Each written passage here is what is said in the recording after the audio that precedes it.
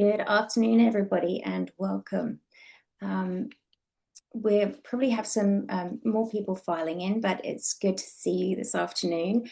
I'll say my name is Cheryl Randall. I'm the campaign specialist at Shift, and our executive director, Adam Scott, is on the call. He's lost his voice, so he's going to save his voice for the Q&A at the end of the session, so that he can join in the discussion. But I'll just step in to do his part of the presentation in the early part here. So welcome. I will say that I'm joining today from the traditional territories of the Algonquin and Anishinaabe people, what is traditionally or now known as Ottawa, to many diverse First Nations, Inuit and Métis people. I expect that many of you will appreciate the climate risk and Indigenous rights interconnection. Indigenous stewards have been maintaining a balance with Earth systems for millennia.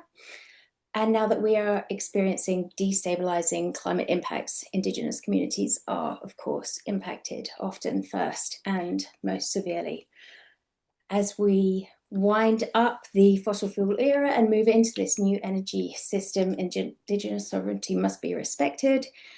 And that's whether we're talking about building pipelines or mining so-called critical minerals.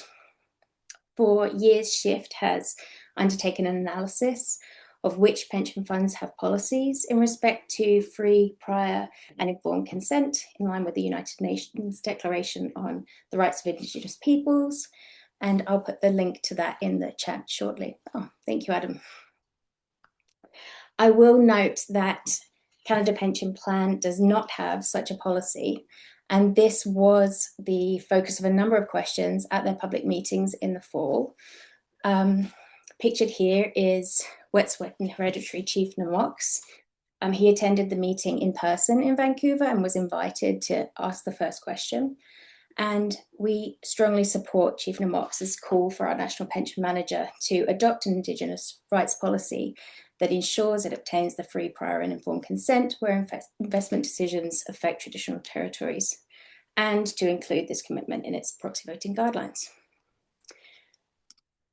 So just looking at our agenda for today, we'll be hearing about the work that Shift has been doing for years that has helped to inform this major new court challenge against our National Pension Fund Manager. We will refer to the Canada Pension Plan Investment Board as CPPIB or CPP Investments. You'll then be hearing from Karine Peloffy, the Sustainable Finance Project Lead at Ecojustice and one of the lawyers working on the case.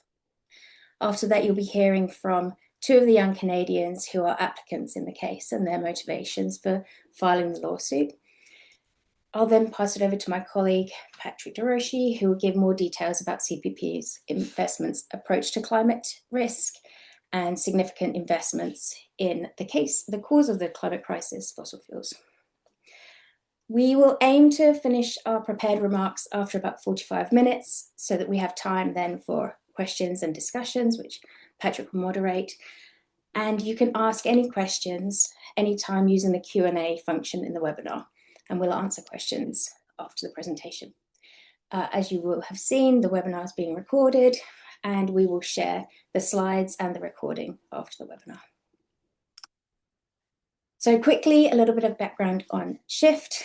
We are Canada's leading organisation supporting pension beneficiaries and strengthening pension system accountability for managing climate-related financial risks. We're a 6-person team. We undertake climate policy analysis and support beneficiaries, including one of the applicants in the case, to engage with CPP Investments and other Canadian public pension plans on the management of climate risks. Over the past 6 years, Shift has worked with thousands of Canadians to credibly engage CPP Investments on climate, but we have received no good faith responses with meaningful answers, and we've observed poor disclosure on climate risk where it matters most. We'll continue, of course, to undertake research, analysis and advocacy on Canadian pensions and climate risk, and we hope to empower Canadians coast to coast to show support for the brave young applicants who have filed this legal challenge against CPP Investments. So why does Shift focus on pension funds and the climate? pension funds, as you will have, I'm sure, thought, must invest for the long term. They have to be able to pay benefits to a 100-year-old retiree today, as well as a 20-year-old worker who has just begun their career and won't retire for several decades. Because climate change existentially threatens our economy, it also threatens the security of our pensions. Because pension fund managers like CPP Investments are meeting generational obligations, they have to invest in a way that will prevent global runaway heating, whilst protecting our retirement savings as the world moves away from fossil fuels. And simply put, our pensions won't survive runaway climate change. Canadians, all of us, are already experiencing the impacts of climate change, of course, driven by the combustion of fossil fuels, oil, coal, and gas. These impacts, we all know, include deadly heat waves, toxic wildfire smoke, rising food and insurance costs, entire communities having to evacuate because of climate disasters, and the destabilization of the economic, financial, and ecological systems that our livelihoods depend upon. In our opinion, maximizing returns in the long term and preventing undue risk of loss requires immediate action to reduce our dependence on fossil fuels while winding down the production of oil, coal, and gas. Every incremental tenth of a degree of global warming compounds damage to our economy and increases risk of loss.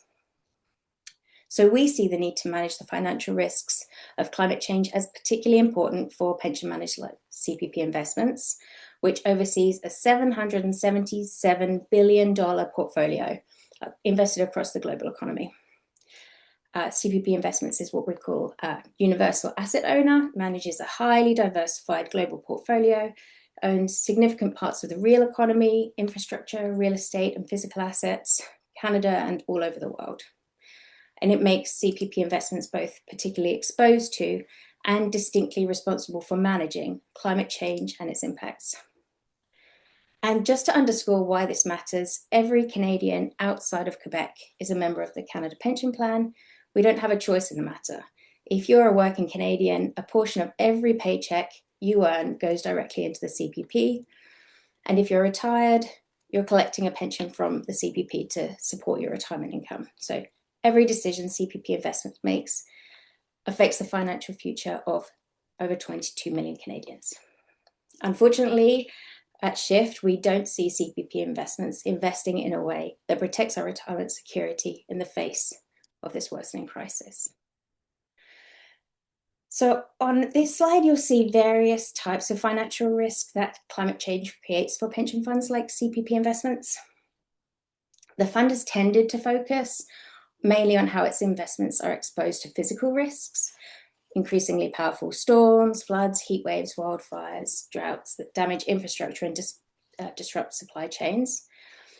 And this is important to understand, but it's just one part of the problem. So as you can see, there are other important types of risk to consider as well. Continued investment in fossil fuels carries particular risks for pension funds. As we said, by definition, long-term investors. The pathway for these companies to decarbonize and meet climate goals is to phase out oil, gas, and coal production, or retire fossil fuel infrastructure. This is known as the energy transition, and it creates what are called transition risks. You'll see in the second column there.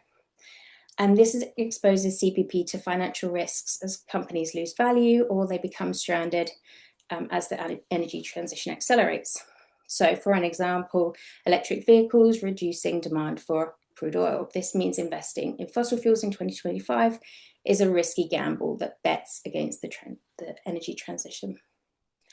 These are both important categories of risk that need managing, but there is a larger category of climate risk that CPP Investments, in our opinion, is failing to understand and manage responsibly. So the last category here on the right is what we call systemic risk. Essentially, without rapid action to reduce emissions, climate change will cause catastrophic impacts across the systems that support our society, destabilizing the global economy. And this threatens the very foundations of pensions' financial sustainability. A recent study showed Canadian pensions could face 50% lower returns within 15 years without stronger climate action. And Canada's largest pension fund managers collectively control over $2.7 trillion in assets, meaning that the way that they manage risk, climate risk, will affect every Canadian's retirement. Climate change is more than an environmental crisis. It's a major financial risk that is directly impacting your retirement savings. I'm going to pass over now to Karine Peloffy, Sustainable Finance Lead at Ecojustice and one of the lawyers behind the legal challenge against CPP Investments. Karine. Hello, everyone. As Cheryl said, I'm a lawyer at Ecojustice, Canada's largest environmental law charity. I, together with two colleagues at Ecojustice and lawyers at Goldblatt Partners, have the immense pleasure and honor to represent the 4 applicants in this case. And I have the pleasure of taking you to the somewhat dense legalese of this case. So CPP Investments was set up in 1997 in order to ensure that the Canada Pension Plan pension fund would be there for future generations. It has its own law and very specific duties are enshrined in there. It must manage assets in the best interest of the contributors and beneficiaries and invest its assets without undue risk of loss. Acting in someone's best interest is called a fiduciary duty. And it includes a duty of impartiality and even-handedness, that is, a duty to act fairly and equitably across different generations of contributors and beneficiaries. Considering a factor like climate change that is so relevant to the long-term sustainability of the fund is key. This is the first case in the world to really focus on the duty of intergenerational equity and even-handedness in a multi-generational context. The expression you see in the objects there, to invest without undue risk of loss, has never been interpreted by a Canadian court. And we are seeking a very specific declaration in our very specific context that continued investments of billions of dollars in fossil fuel expansion contributes to undue risk of loss from catastrophic climate change to the entire portfolio in the future. Future being any given business day beyond 2050. And we are alleging that CPP Investments is statutorily prohibited from doing just that. Switching page. Adam, switch. Thank you. Now, for the overview of the case, this is the first case in Canada asking a court to recognize climate change as a purely financial risk that cannot be ignored. At its core, this case is about protecting the financial stability of the pension fund over the long term by not turning a blind eye to the looming financial risk from worsening climate impacts, which Cheryl just shared with us. Investment decisions made today by CPP Investments must be made in the best interest of everyone who contributes to the Canada Pension Plan, which includes young people who won't retire for decades. The case focuses on the latest scientific research on the severe impacts of climate change, including the triggering of tipping points and cascading risks to society and financial systems that will occur beyond 1.5 degrees of warming. Aaliyah, Travis, Rav, and Chloe, our 4 lovely clients, are all contributors that are under 40 and will become eligible to receive retirement benefits from the Canada Pension Plan between 2058 and 2069. This case is not seeking any financial damage or compensation. The applicants are bringing this case to seek orders from the court to clarify CPP Investments' legal obligations with regard to climate change risks, because managing these risks fully and appropriately is in the interest of all contributors and beneficiaries, particularly young contributors who will retire after 2050, like Aaliyah, Travis, Rav, and Chloe. Switch, thank you. There are 3 main buckets of legal allegations: a bucket for the duty to assess, identify, and manage climate risk, a bucket for the duty to not make misrepresentations, and a third one for the duty to disclose all material information. Material information means important. So for the first bucket, the notice of application alleges that CPP Investments has breached its duties by 1, seriously underestimating the severity and extent of climate-related financial risk to the CPP funds. 2, continuing to invest billions of dollars in companies engaged in expansion of fossil fuel supply because they contribute to catastrophic climate change and the inability to limit global warming to temperature goals. And third, by failing to implement effective measures to mitigate climate-related financial risks generally and in relation to its fossil fuel investments specifically. For the second bucket, the duty to not misrepresent, the notice of application alleges that Canada Pension Plan Investment Board breached its duty of honesty by one, making misrepresentations on the nature of the physical risks to the CPP funds in a high warming scenario and severely underestimating these risks in public reports. Two, by misrepresenting the financing fossil fuel expansion aligns with the energy transition when fossil fuel expansion is not aligned with any credible pathway to achieve global warming goals and avoid catastrophic climate change.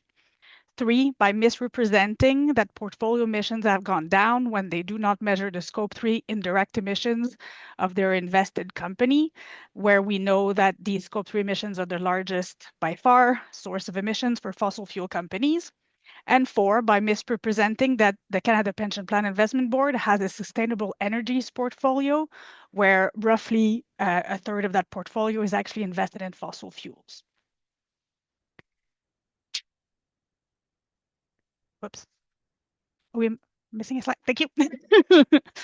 So just to dig into some of the complexity on the scenario analysis, the notice of application alleges that CPP Investments reported assessments of losses to the portfolio from physical risks of climate change are grossly underestimated and downplayed.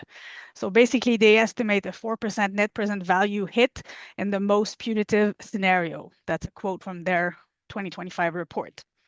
These results came from what we call a black box model. That's a model on which we have very little transparency of what are the actual parameters. That comes from Morgan Stanley Capital International, called a climate value at risk model. This model specifically has been publicly criticized and rejected by other financial actors, including Norges Bank Investment Manager, one of the world's largest institutional investors, AXA Insurance, a Danish pension fund, and leading economists as not credibly reflecting physical risk from catastrophic climate change. And you have quotes from two of those actors on the right side of the slide. The NOA claims, the notice of application, claims that CPP Investments failed to exercise diligence or prudence in using those results without disclosing deficiencies, gaps, parameters, and assumptions that are needed to assess whether those results were plausible and credible. The notice of application alleges that CPP Investments must consider all material risks from climate change, including the triggering of tipping points, cascading impacts, and the risks of severe and irreversible systemic risks on society and financial systems if systems are pushed past the point to which they can adapt. These model results absurdly suggest that it is more costly to support the energy transition than it is to have a full-blown climate catastrophe, which makes no sense, but might explain some of the behaviors that we criticize in the notice of application. You'll now have the pleasure of hearing from two of our clients, Rav and Travis. Thanks so much, Karine. Hi, everybody. My name is Rav. I use she, her pronouns. I am a farmer. I run my own farming business called Shade of Mitti, which is a ecological farm in Southern Ontario, and I specialize in growing South Asian vegetables at the farm. I also do some work as a food policy and urban agriculture consultant. I've only been farming for 5 years, which is not a very long time, but in those 5 short years, I have already been directly affected by climate change, and my business has been directly impacted by climate change. So an example that I can provide is in my area, farmers were usually able to get out into our field to do the first spring planting, generally mid-April, end of April. This year, however, because of climate change, we had a very, very cold and wet start to the spring, which means that I wasn't able to get into my field to start planting until the end of May, first week of June, which means that I lost almost a month of business, and losing a month of business as a small business owner is pretty significant. So before farming, I was working as an environmental educator, and education is something that I've carried on into my farming practice. And something that I have seen over and over again through the education that I do in my community is just how overwhelming it can feel as an individual to try to address climate change. The number one question I get from people is, what can I possibly do? Because climate change is so big, it's so complex, and it's so urgent and severe. And I am really excited to personally be part of this case because I see this as a very direct and tangible way of not only addressing climate change, but ensuring that those of us who won't be retiring for 2, 3 decades from now, and more importantly, the even younger people who are coming up after us, are able to benefit from their contributions to a public pension fund, and enjoy their benefits in a world that is thriving and safe, and has a really strong economy. And I'm really excited to see the ripple effects of our work here. I hope that it will inspire other institutions and organizations to look at their portfolios through a very strong climate and economic lens. And I'm just really hoping that this will inspire other young Canadians to have conversations with each other, and to folks who are perhaps enjoying their benefit or their pension funds right now, and even younger folks who won't be enjoying their benefits for many, many more decades than us, and just share stories, and just really understand that our short-term actions cannot compromise our long-term economic and climate goals. So thank you very much for coming out and joining us over maybe your lunch break, and I'll pass it on to Travis now to share a few words. Thank you, Rob. Can you guys hear me all right? Okay, great. Okay, so hello everyone. I'm Travis Olson. I'm a bit of an outlier here because I'm from a small town in Alberta. Out here, I'm a labor advocate. I've been working with my union, UFCW Local 401, to get colleagues at specifically the Real Canadian Superstore and a few Freshcos and Safeways to access their benefits and pay slips. Obviously, I'm doing my best to get people my age, people younger, people a little older, to look at their pension contributions because, as a young person, I can say you don't really think about your pension that much, but it is incredibly important that people my age do that. Um, Today, younger folks are facing a bit of a crossroads regarding how we shape our future. When someone like myself sees this repeated pattern of focusing on short-term profits that get justified through minimizing these fundamental climate change issues that need to be talked about and focused on way, way more, it's really hard to just kind of stand by and watch it happen. Um, Alberta specifically is a very oil and gas focused province, as you probably know. But unfortunately, for people my age, it's just not the resource that's going to carry us into a better future. That's why I feel CPP Investments need to provide better trusteeship of the pension they're looking after. I've seen firsthand how unstable oil and gas is as an economic vehicle throughout my developmental and formative years. I mean, it's really shaped the way I look at the economy as a whole, really. Um, and I don't think I can let it continue to inform the way I live my life, especially when I get older and I need that money there. Um, Fossil fuel expansion is just not the right investment for people like myself, who will be retiring in a climate that's totally different and unrecognizable to the one we have today. So yeah, that's all from me. Thank you so much, and I'll pass it off.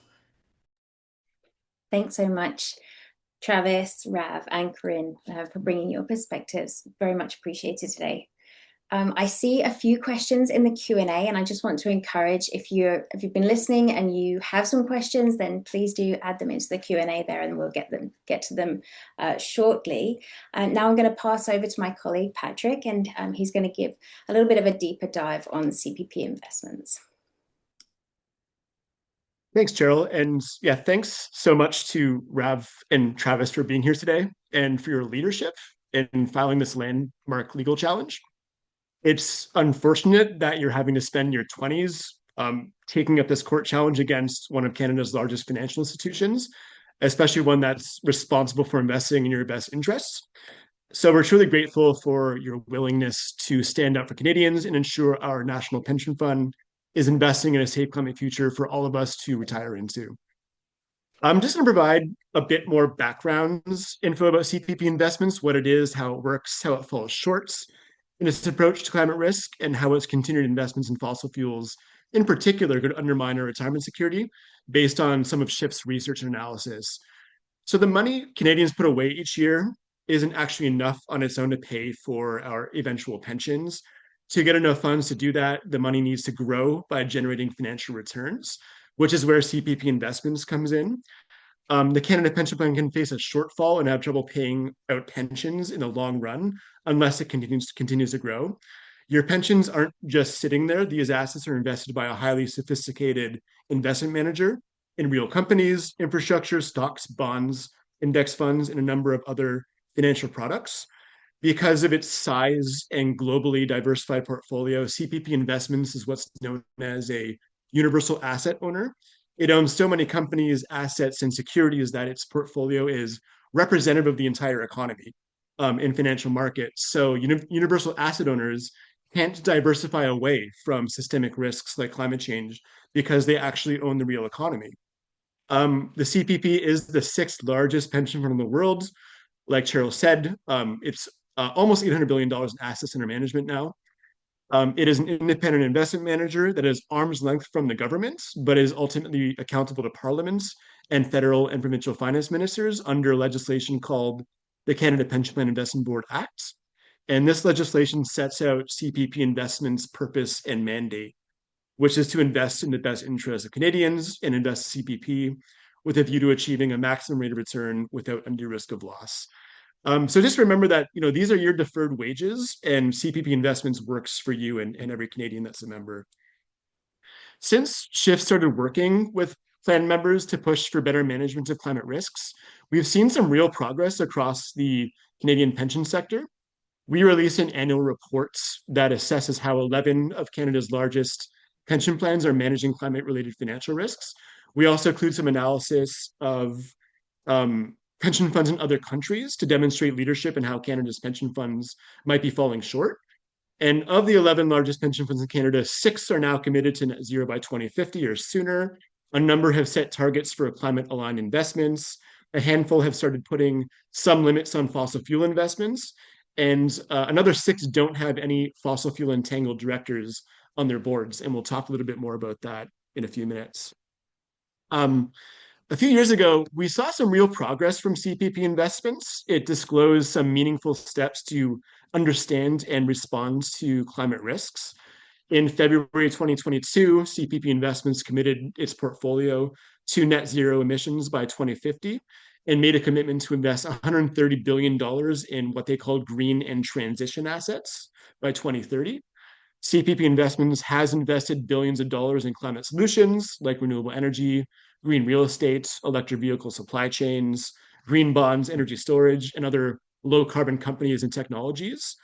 CPP also reports that it tests its portfolio against different climate scenarios, which Karine mentioned a little bit. It has developed internal frameworks to assess decarbonization pathways across different companies and sectors, and it reports on its intention to deploy capital to help carbon-intensive companies reduce emissions. However, earlier this year, in May, CPP Investments abandoned its net zero commitments and also appears to have backtracked on its commitment to invest that $130 billion in green and transition assets. And you can see a detailed analysis and our scoring of CPP Investments' approach to climate risk as part of our annual Canadian Pension Climate Report Card using the link that Adam's going to pop in the chat right now. Over the recent few years, thousands of Canadians have asked CPP Investments for a full inventory of its fossil fuel assets, but again and again, CPP Investments has refused to disclose these in response to these requests.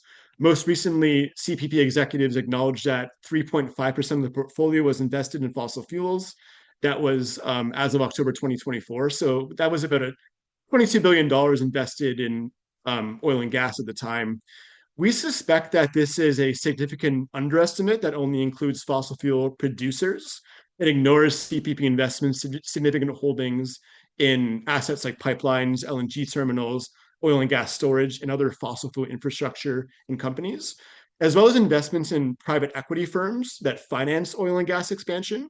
If you include these other assets, we estimate that that $22 billion figure that was disclosed, it would be close to doubled.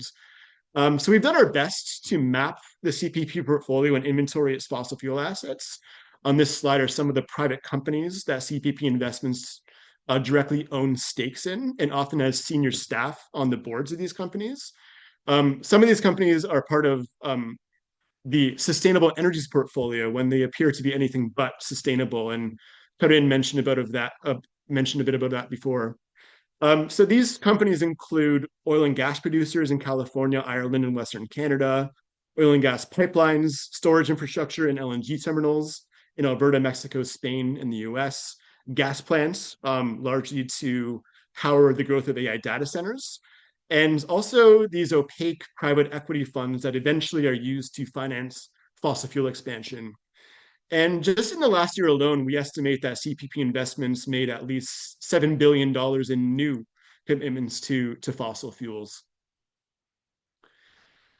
CPP Investments also seems to spend considerable effort making public statements signaling that it will continue to prolong and prop up the fossil fuel industry. And they paint the industry as a critical part of the energy transition, whereas we believe the opposite is true.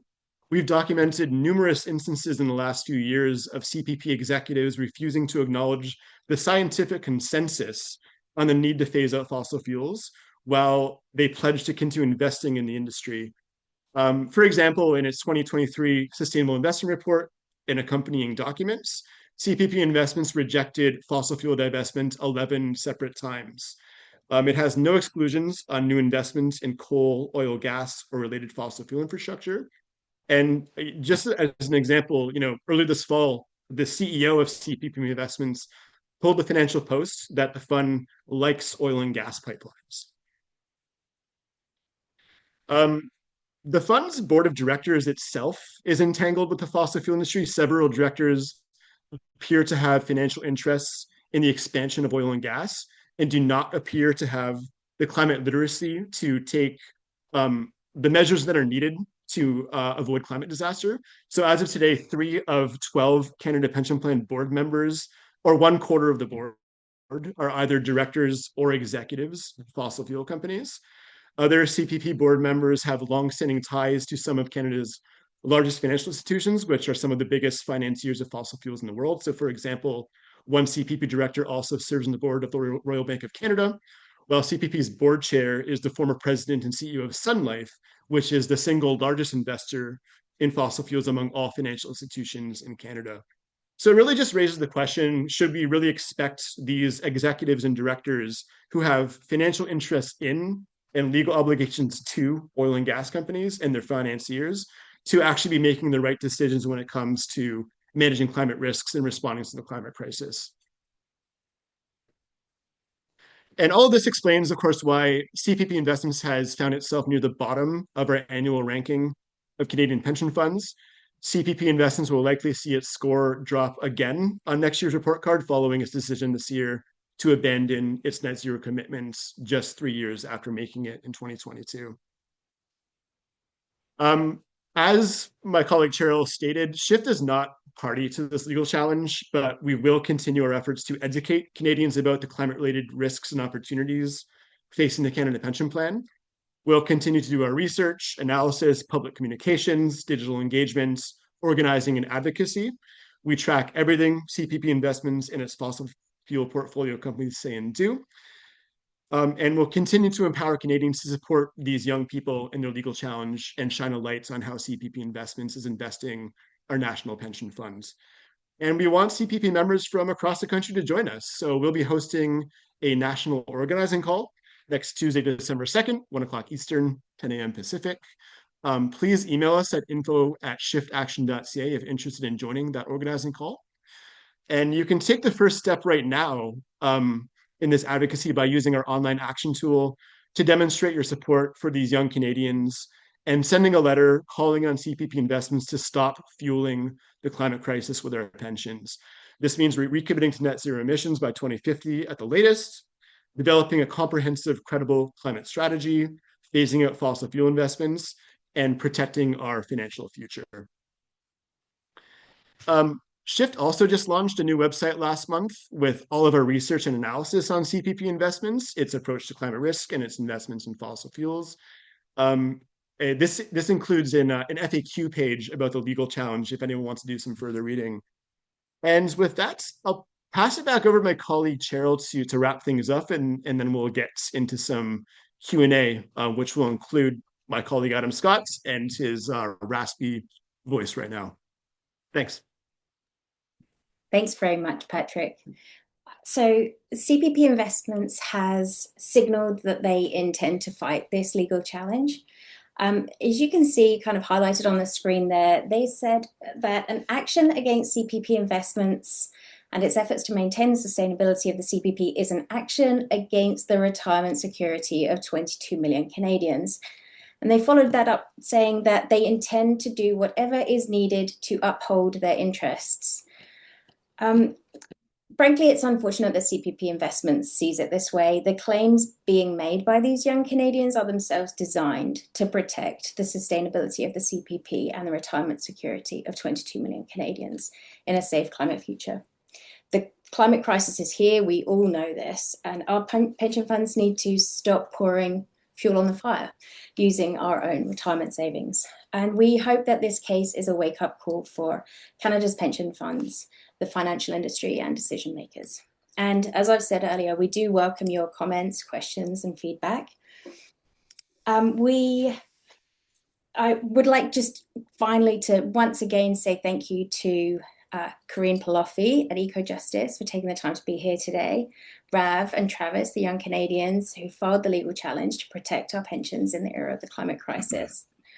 And with that, we're going to field questions from the audience. I'll pass back over to Patrick, who's going to moderate the Q&A and discussion.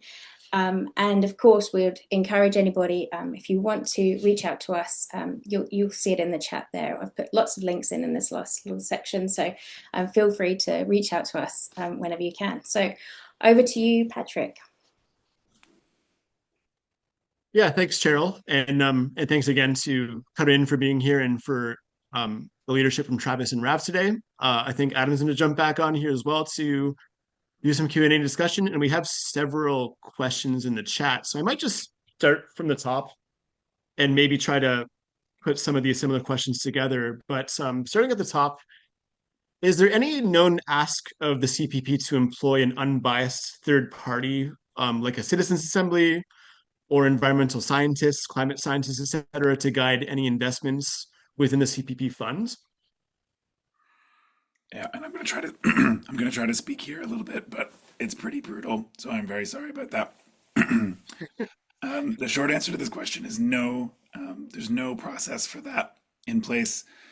CPP, like many of the largest pension funds, keeps an arm's length from any other political body or citizens group around its investment decisions. So it has total authority over managing its investments, which is seen as a positive in many cases for trying to ensure that the fund isn't directed politically. So just it's a very short answer. I will say CPP is very little engagement with its 22 million plus members. It's only every 2 years they're required by law to do a public consultation. There will be another one next fall coming up where they do public Q&A questions and engage with citizens, but is surprisingly few opportunities for Canadians to interact with the fund about how it makes investments.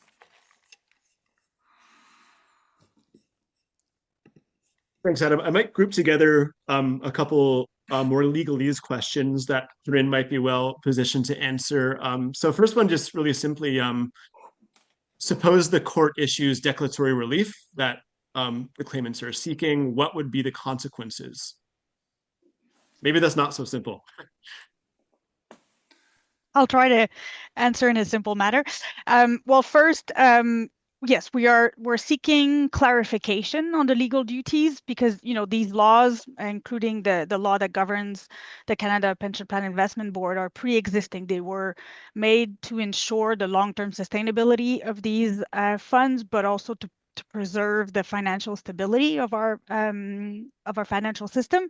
And so it would be a first to get a legal clarification of what those general obligations mean when we are facing the catastrophic climate change.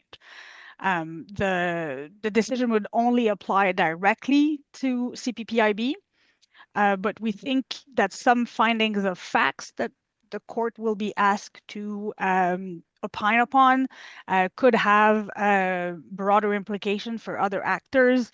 I spoke about this black box model. These are getting more and more used by financial actors. So there's sort of a bit of an education aspect too of highlighting the risks of using tools that are poorly understood and lead to gross underestimation of the risks that are faced. So I think these findings of facts might be quite useful beyond the immediate impact of the court case. But I just wanted to sort of piggyback on the question I was asked right before.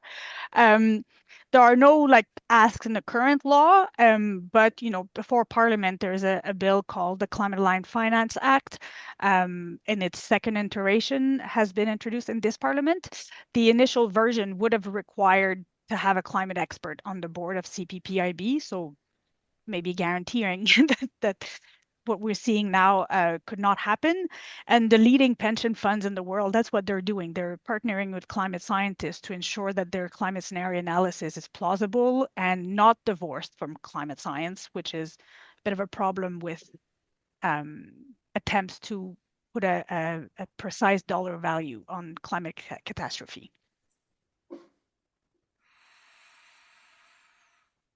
Thanks, Karine. Sticking with the kind of legal theme here, there's a couple of questions about recent developments in international law in particular. So we see a reference to the International Court of Justice's July 2025 climate opinion, as well as the Inter-American Courts of Human Rights that have strengthened states' due diligence obligations on climate. And of course, there's the COP process that is pushing hard, unsuccessfully last week, unfortunately, for a faster fossil fuel phase out. So just wondering what these legal developments and international policy developments might mean for this case.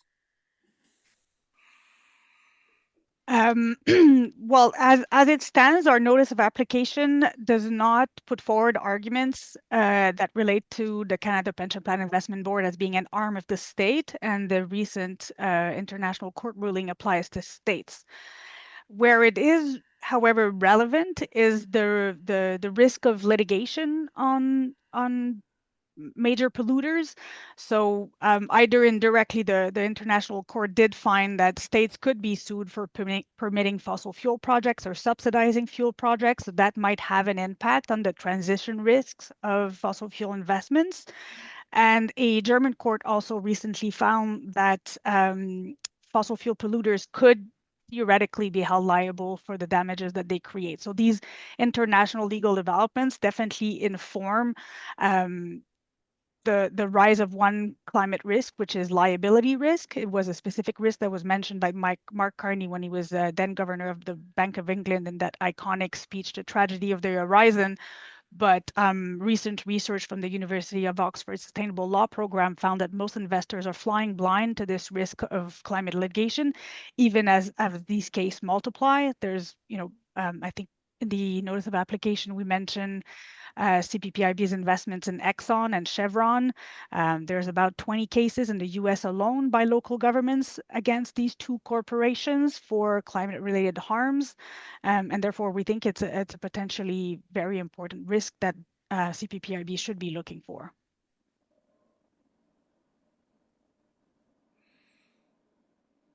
Thanks, Corinne. And I'll just stick with the legal theme here for a little bit too. Sorry, I lost my train of thought here, and there's a lot of questions. Just a question about how long you anticipate this entire legal process taking? What are the major milestones and dates for this case to proceed? We don't have a specific timeline. I mean, the next step, at least on our end, is preparing the evidentiary record and preparing for a hearing of the merits. But litigation is a bit of a dance between parties, and so it depends on what both parties intend to do, whether there are preliminary motions and things like that. So we don't know yet how long it will take, but we're hoping to maybe get on to a hearing on the merits of the case in the next year. And I'll give you a break after this one, Karine. But did CPPIB's decision to walk away from its net zero commitments earlier this year influence the decision to file this lawsuit? I won't speak to our motivations. That's definitely privileged information, but definitely the decision to walk back a net zero commitment that they undertook because it was in the best interest of their contributors. The fact that they walked it back without explanation of how the walking back is still in the best interest of contributors or replacing it with any sort of risk management measure is definitely an allegation that we are making as to the fact that it's one example of them not managing climate-related financial risks, and we also allege there should be more specific disclosures on the reasons for walking it back.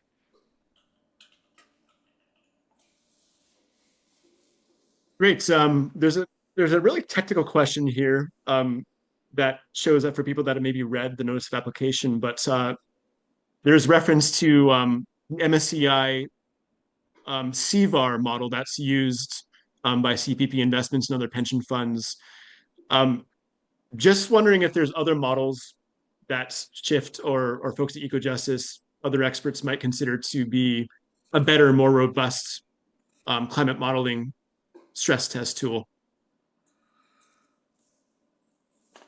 Did you want to go or? I can just say, I can say that there are a lot of models like this out there that are being used. I think the most important piece, first of all, to say is that you have to understand the limitations of the model you're using or the scenario you're using, understand the assumptions inherent in it, and to be able to use it effectively. And in the case of this model, we don't have a lot of the assumptions that are built into it. So when we talk about a black box model, that's a real problem. If you don't understand what the assumptions are, it's not very decision useful. And in this case, it's quite obvious from my perspective, the VAR model is not accounting for systemic risk. So, there's obviously a complicated formula that's being used to assess the specific physical risk exposure of a specific asset that they have put into the tool. And they've got back and said, I'm just making this up, but for example, this asset might be exposed to sea level rise, and therefore, it comes out. But the systemic risks that we're talking about, and I want to underline this again, are not incorporated into, universal tools. What this means is that the very stability of the financial system is threatened by climate change. We may lose big parts of our global food system. We may see water shortages in major cities. We may see places on the planet that become uninhabitable for people to work outside. The smoke impacts, these are compounding impacts across a variety of physical systems. So when you hear somebody saying, oh, well, we think our asset is resilient to a 3-degree world, they haven't looked up the science on what a 3-degree world entails. If you look at the IPCC, the most recent AR6 report, in the summary for policymakers, there's a whole list of what we might expect probabilistically for impacts of climate change at that level. And it's fairly unthinkable stuff. It's pretty horrendous. And the tail risks, as we talk about, the potential for tipping points and very extreme harms and risks are very high. And so you don't really need a tool to explain that to you. I think it's more of a logical understanding about climate change itself. If you have literacy about what this crisis is and what the science is showing, it's very clear that the best financial outcomes associated for a long-term investor are likely to be the lowest levels of possible warming. Every degree of additional warming we add globally makes those very difficult systemic risks more likely. And so that's why we're trying to make this case in all of our work at Shift that investors that are long term like this have no choice but to try to be part of the solution to the crisis. It's not just about trying to pick and choose stocks or play a defensive investment strategy. You have to back up and say, look, for us as an institution to be successful, for us to meet our pension obligations, we have to try to do as much as we can. We recognize the limitations of this for individual institutions to say we have to do what we can to try to solve this crisis. And that's why so many leading global pension funds have committed themselves to a net zero target and to try to do everything they can within their power to make this transition happen faster. And so that's really where that's coming from. But I will say there's not likely to be one tool you can buy off the shelf that will provide that kind of perspective. And can I piggyback again? Please. People from my voice is horrible. I understood. And just bringing it back specifically to the court case, like the notice of application doesn't ask the judge to prescribe what CPPIB should have done or what is the right way of doing things. What we ask is to recognize the existence of legal duties and recognize the fact that they have been breached by these actions. And for every example where we allege a CPPIB has done something poorly, we show examples of other pensions which have done much better.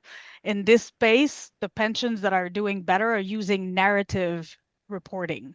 Like Adam said, it's about understanding the crisis we're facing rather than trying to ascribe a single dollar value to it.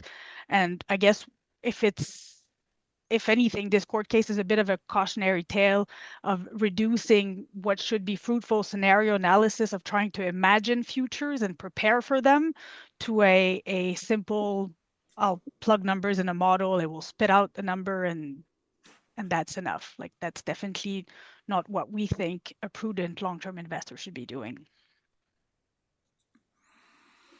Yeah, and just to add to this discussion, as part of our annual report card, we do include some detailed analyses of funds internationally that are doing this a lot better. We often point to ABP, a big institutional investor that's a pension fund in the Netherlands that's actually larger than the CPP. We point to a couple of Swedish funds that are doing really well on managing climate risk, and there's some good American examples such as the New York City pension funds. And here in Canada, we'd actually point to a fund in Ontario, the University Pension Plan, which explicitly recognizes that its ability to provide its mandate is dependent on a stable climate. So there's other pension funds that are already doing this while generating financial returns, and we're hoping to see that Canada's largest investors follow that lead. I'm going to try and there's a bunch of questions about what this might mean in terms of the political moment we're in, what the federal government is up to. So just broadly, whether the federal government is being engaged on this, what the federal government can do to align Canada's financial system with climate stability, and what this case might also mean for the discussion we're having right now about building new projects of national interest, whether they be electricity transmission and renewable energy and high-speed rail, or LNG terminals and pipelines, and what kind of lessons pension funds might want to take from that discussion because of this case. I think there are a couple of different pieces there, so I'll see if I can break off a few of them, and others feel free to jump in as well. On the what can the federal government be doing about this as a financial risk issue, as a with relation to sort of the aims of the case, I think a number of experts and groups have been calling on the federal government to modernize and reform the regulations of the financial system related to climate. None of our financial system regulations right now in Canada are really taking into account the sort of existential and unprecedented nature of the climate crisis and how that will impact our economy. And so, our Prime Minister, Mark Carney, is actually one of those folks who had been leading in the international world to try to push for greater disclosure of financial risk as sort of one early step, I think, to solving these problems. And that has now shifted since he started that work towards mandatory disclosures of climate risk as sort of a next step, which Canada is moving towards, but has a lot more work to do in terms of implementing. The federal government has not moved forward with commitments that were made in previous years from the previous government about ensuring that Canada's largest corporations are disclosing their exposure to climate risk in a mandatory sense. And a number of our financial regulators have really not yet moved forward, the securities regulators at the provincial level, on making these sort of very basic disclosures of risk mandatory. But of course, we need to go far beyond just disclosing risk. We need to move towards ensuring that all of the financial players in the system are also planning for the transition and are able to describe clearly what their plan to remain profitable is as we move through a transition. So those are called transition plans, and that is becoming mandatory in other jurisdictions. And Canada's really falling far behind on this. So as Karine mentioned, there's a piece of legislation called the Climate Aligned Finance Act, which actually lays out a number of different steps in different areas that the federal government has control over that could be implemented, which would help address some of these issues. Karine, do you want to say a little bit more about that at this point? Or there's a lot of detail to speak about. And I guess, the value of having something like the CPPIB and having it governed by its specific laws that gives it a long-term mandate is that it should not be swayed by these short-term political swings. Yes. And the court case really, we talk about transition risk as well. They're definitely there. They don't seem like the most credible risks right now, given that even our prime minister, who used to be a climate champion, has now become a fossil fuel advocate. But what won't change, regardless of the politics, is unless we do anything to do something rigorous to stop catastrophic climate change, there won't be a stable financial system in which pensions can be distributed. And so the physical risk of climate change, they're there regardless of what politicians decide to do. And this case is really anchored in CPPIB's duties to at least not contribute to making the problem worse. Yeah, when it comes to major projects, I think that there is also some potential, at least for institutional investors like pension funds, to get caught up in the hype and the moment around some of these projects. Some of the major projects are probably aligned with a credible climate plan. Things like high-speed rail or electricity distribution or transmission infrastructure. But we are troubled to see new LNG export terminals in particular added to the major projects list. We are very disturbed by this conversation about adding a new oil export pipeline to the BC coast. Those projects carry tremendous transition risk. They have physical risks as well, but they very much contribute to this global systemic risk that we're concerned about and making the climate crisis worse. And so we see them as very inappropriate for, this is at Shift's position, very inappropriate for long-term institutional investors to be financing. And so this is something we're very concerned about generally, that the pension sector may be incentivized through subsidies, public subsidies, and other measures to participate in some of those projects. And fossil fuel expansion is just not acceptable in 2025 as an investment if you understand what's going on with the climate crisis. So I'll make that comment. It's really troubling to see this level of, or this, I'll say, lack of literacy about what's going on. And we hope that the institutional investment community sees those risks and is wary of them and avoids participating.